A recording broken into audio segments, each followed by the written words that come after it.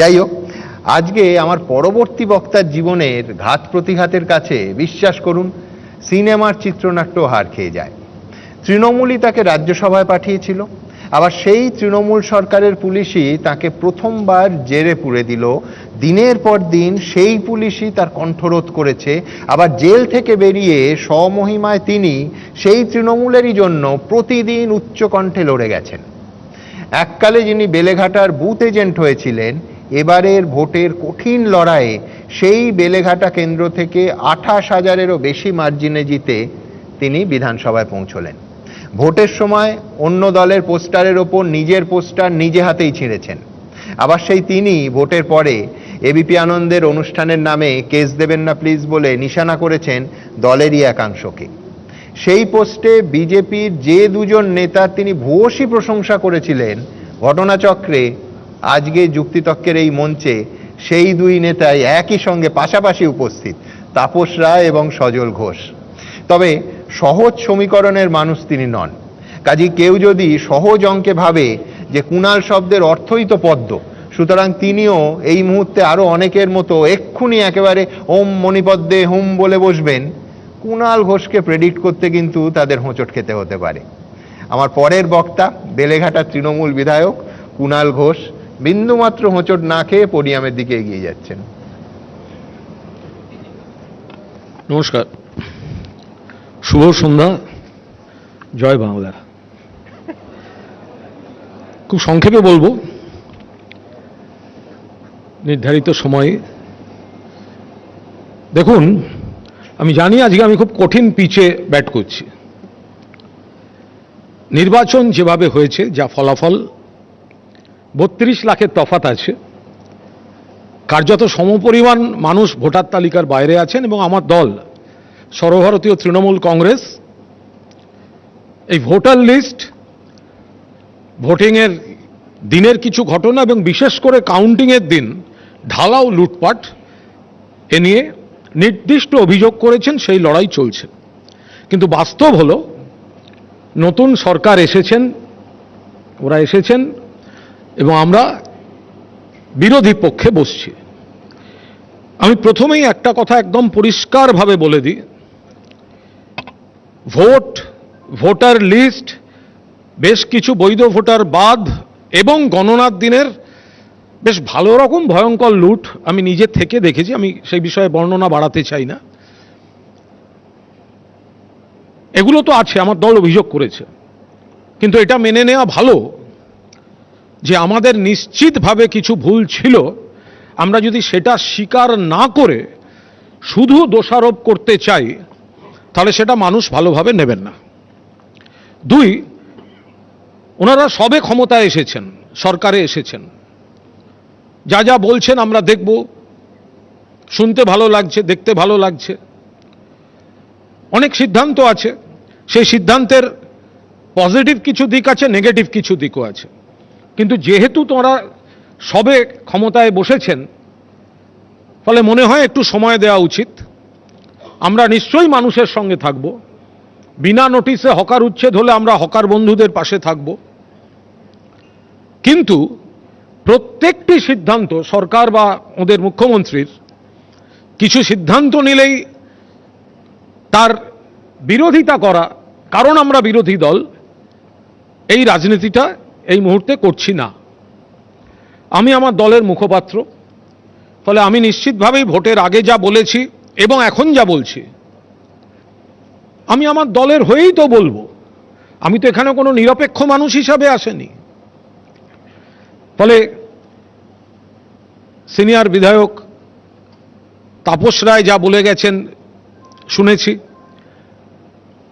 আমার আগের বক্তা যিনি বলেছেন আমি তাও শুনেছি। আমি প্রত্যেকের লাইন ধরে ধরে জবাবে আজ যাব না। এই কারণেই যাব না, কারণ সবে মাসখানেকও হয়নি, 20 দিনও হয়নি বোধহয়, নতুন সরকার এসছে, মানে ভোট ফলাফল ঘোষণা হয়েছে। ফলে এখন উনি এই বলেছেন, তারপরে আমি এই বলছি, সময় আসেনি। মানুষকে বুঝতে দিতে হবে। মানুষ দেখুন, যদি ভালো কাজ করেন ভালো করবেন, যদি খারাপ কিছু থাকে আমরা নিশ্চয়ই সঙ্গে সঙ্গে বলবো। আমার শুধু এটাও বলার যে বিজেপি ক্ষমতায় এসছে, এটা তো একমাত্র পশ্চিমবঙ্গে আসেনি, ভারতের অন্য জায়গাতেও আছে। আরজি করের ফাইল 100 বার খোলা উচিত, 100% উচিত। আমরা সবাই ওই ভয়ঙ্কর ঘটনার নিন্দা করেছি। রাজনীতি, রক্তমাখা গ্লাভসের গল্প, 150 গ্রাম, এগুলোর বিরোধিতা করেছি। তো পুলিশ তদন্ত করছিল, 24 ঘন্টায় একজনকে ধরেছিল। তোনারাই বলেছেন পুলিশ তদন্ত চাই না, সিবিআই চাই। তো সিবিআই তো তদন্ত করছিল। সিবিআই কাদের? ওনাদের। তো রাজ্যে পরিবর্তনের সঙ্গে সিবিআই তদন্তের কি সম্পর্ক? 3টে কোর্ট ওই তদন্তটার সঙ্গে নজর রেখেছে, একটা ট্রায়াল কোর্ট, একটা হাইকোর্ট, একটা সুপ্রিম কোর্ট। তারপরেও এখন যদি মনে হয় যে না সিবিআই করতে পারেনি, এটা আবার রাজ্য সরকারকেই কোনো ভূমিকা নিতে হবে, নিশ্চয়ই নিতে পারেন। ওনাদের সরকার এসে সত্যিই যদি কোনো অকথিত কাহিনী বের করতে পারেন এবং সেটা কোর্টে এস্টাবলিশ করতে পারেন, ওনাদের নিশ্চয়ই সেই অধিকার আছে। আমি ওই নিয়ে তর্কেই যাব না। আমি শুধু এইটুকু মনে করাবো, উন্নাও, হাথরাস, প্রয়াগরাজ, মধ্যপ্রদেশ, গুজরাটের বিলকিস, দিল্লি, মণিপুর, সেখানেও কিন্তু ডবল ইঞ্জিন সরকারের গল্প আছে। উত্তরপ্রদেশে শুধুমাত্র ধর্ষণ করেনি, তার বাড়ির লোক মামলা করছে বলে খুন করা হয়েছে। গুজরাটের বিলকিসকে শুধু গণধর্ষণ করা হয়নি, তার বাড়িতে গণহত্যা হয়েছে, যাবজ্জীবন কারাদণ্ড সুপ্রিম কোর্ট দিয়েছেন, তাদের গেট খুলে মালা পরিয়ে ছাড়িয়ে নিয়ে গেছে। আবার সুপ্রিম কোর্ট তাদের, ফলে দিল্লিতে আমাদের সোনার মেয়েরা, কুস্তিগির, শ্লীলতাহানি করেছে কে? বিজেপির সাংসদ ব্রিজভূষণ। তারা রাস্তায় বসেছিলেন, বিজেপির পুলিশ মেরে তুলে দিয়েছে। আর লোকসভা শেষ দিন অবধি নরেন্দ্র মোদী, অমিত শাহর পাশে বসে গেছেন ব্রিজভূষণ। ফলে আপনারা নিশ্চয়ই বলুন আরজি কর খারাপ ইত্যাদি, কিন্তু বিজেপি সরকার, এটা ওনারা এবার সময়ের সঙ্গে অগ্নি পরীক্ষা দেবেন। এই অগ্নি পরীক্ষা দেওয়ার দায়িত্বটা ওনাদের। যদি অগ্নি পরীক্ষায় ওনারা উত্তীর্ণ হন যে ভারতবর্ষের অন্যান্য জায়গায় কেন্দ্রীয় সরকারে বিজেপি কি আর্থিক সর্বনাশ করছে, অন্য রাজ্যে কি কি ঘটনা ঘটেছে, সেগুলো ওনারা এখানে ঘটতে দেবেন না। তো যদি না দেন, পশ্চিমবঙ্গবাসী হিসেবে আমরাও নিশ্চয়ই খুশি হব। আবার যদি দেন, তো তাহলে আমরা বিরোধী দলের ভূমিকাতেই থাকব। ফলে সেই জায়গায় দাঁড়িয়ে আমাদের বক্তব্য, আমার আগের বক্তা বললেন তানিয়া, অন্য রাজ্যে চলে যাওয়ার দুঃখের কথা। সত্যি তো, এ রাজ্য থেকে অন্য রাজ্যে কেন যাবেন? আবার ওনার যা বয়স, তখন তৃণমূলী সরকারে। আরে আমরাও তো ছোটবেলা থেকে দেখে আসছি এ রাজ্য থেকে কত লোক অন্য রাজ্যে গেছেন।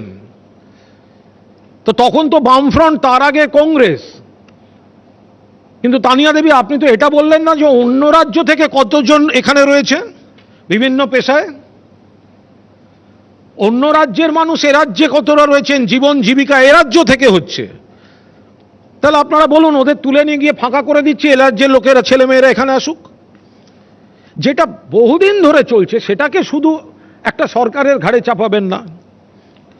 যারা বাইরে থেকে আসেন তারা নিশ্চয়ই কলকাতা শহর বা আনুষঙ্গিক, আমাদের দোষ আছে, আমাদের ভুল হয়েছে।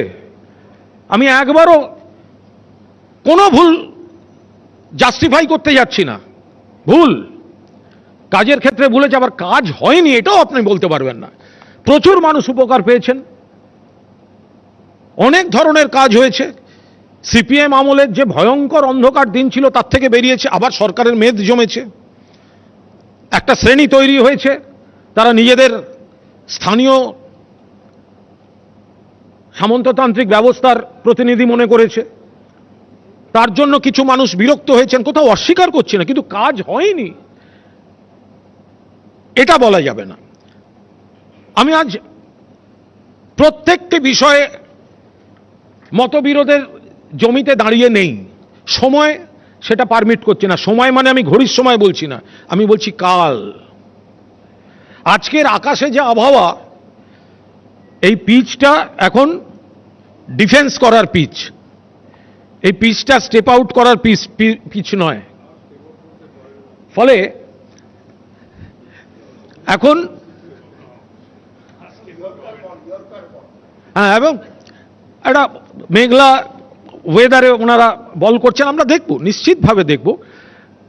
এই জায়গায় দাঁড়িয়ে আমাদের বক্তব্য হচ্ছে, তুলনাগুলো যখন করবেন তখন একটু সব ক্ষেত্রেই অন্য রাজ্যের সঙ্গে, কারণ এখানে বিজেপি বক্তারা রাজনৈতিক সমালোচনা করবেন মমতা বন্দ্যোপাধ্যায় সরকারের, কিন্তু নরেন্দ্র মোদীর সরকারের সরকারি রিপোর্ট বিভিন্ন ক্ষেত্রে বলছে বিভিন্ন রাজ্যের মধ্যে বিভিন্ন শাখার উন্নয়নে নিশ্চিতভাবে পশ্চিমবঙ্গ সরকার কোনো ডিপার্টমেন্টে 1 নম্বরে, কোনোটিতে 2 নম্বরে, কোনোটিতে 3 নম্বরে উন্নয়নের পজিটিভ দিকে আছে। এবং কলকাতা এখনো নিরাপদতম শহর।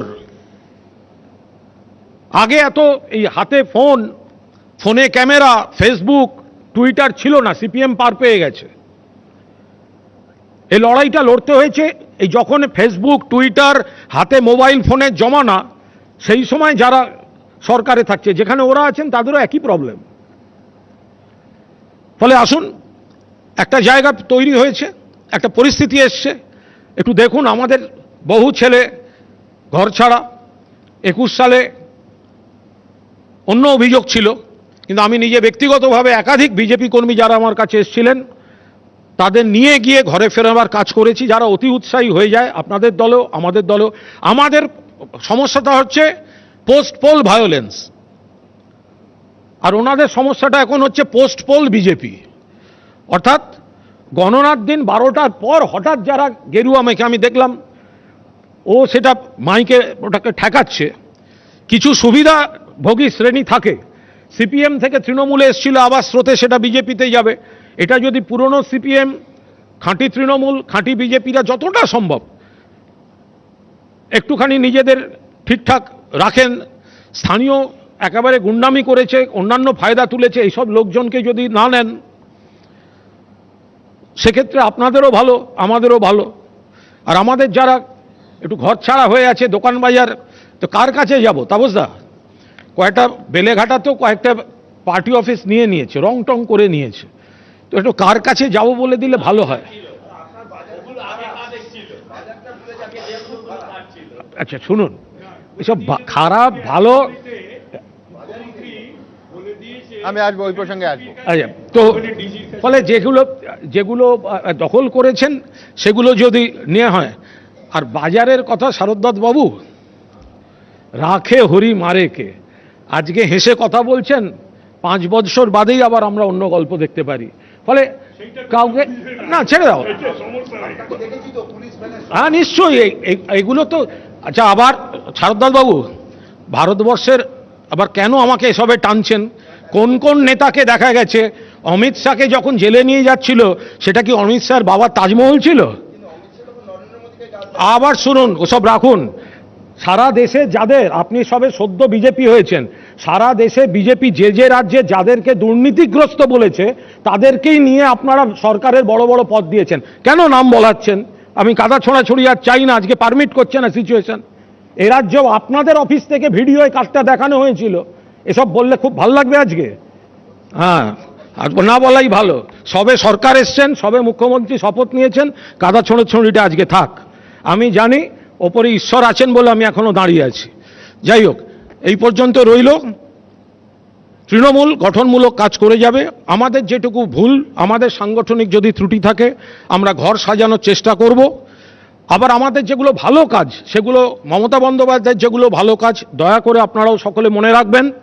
বিজেপির নতুন এসছেন, ভালো ভালো কথা শুনতে ভালো লাগবে, বিচার করবেন ওদের অন্য রাজ্যগুলোকে দিয়ে। আজকে যেটা এখানে করবে বলছে, অন্য রাজ্যে করেছে কিনা, আর অন্য রাজ্যের এই ঘটনাগুলো এখানে কিভাবে ঘটছে। গত 2-4 দিন হলো 2 বোনকে টানা ধর্ষণ করা হয়েছে, পুলিশ অভিযোগ নেয়নি। 2 বোন আত্মহত্যা করেছেন। তো সেগুলো একই সঙ্গে আলোচনা করতে হবে। আশা করব পশ্চিমবঙ্গকে সেই দিন দেখতে হবে না। সবাই ভালো থাকবেন।